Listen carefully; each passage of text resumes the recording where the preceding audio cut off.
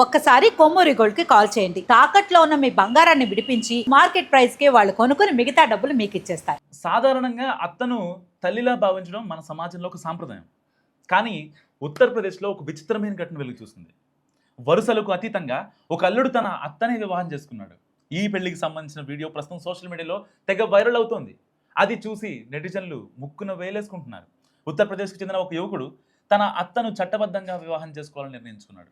ఇందుకోసం వాళ్ళు స్థానిక కోర్టును ఆశ్రయించారు. ఏకంగా కోర్టు ప్రాంగణంలోని నలుగురు సమక్షంలో ఒకరికొకరు పూలదండలు మార్చుకొని వివాహ బంధంలోకి అడుగుపెట్టారు. మళ్లీ ముగిసిన తర్వాత వారి బంధానికి సంబంధించిన మ్యారేజ్ సర్టిఫికేట్ను చూపించారు. కాన్పూర్లోని దేహత్ అక్బర్పూర్ ప్రాంతంలో ఈ ఘటన జరిగింది. స్థానిక సమాచారం ప్రకారం ఈ ఇద్దరి మధ్య కొంతకాలంగా వివాహిత సంబంధం నడుస్తోందని తెలుస్తోంది.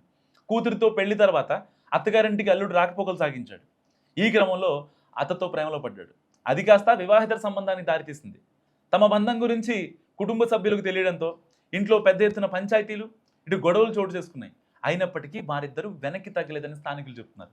చివరకు సమాజం ఏమనుకున్నా సరే కలిసి జీవించాలనే గట్టి నిర్ణయంతో కోర్టు వేదికగా ఒక్కటయ్యారు. తమ పెళ్లిని చట్టబద్ధం చేసుకునేందుకు వాళ్ళు కోర్టులో ఈ వివాహం చేసుకున్నారు. అత్త అల్లుడి వివాహం వీడియో వైరల్గా మారడంతో నెటిజన్లు తమదైన శైలిలో కామెంట్లు చేస్తున్నారు. కలియుగం అంటే ఇదేనేమో, వరుసలు బంధాలు అన్నీ మారిపోతున్నాయని ఒకరు కామెంట్ చేశారు.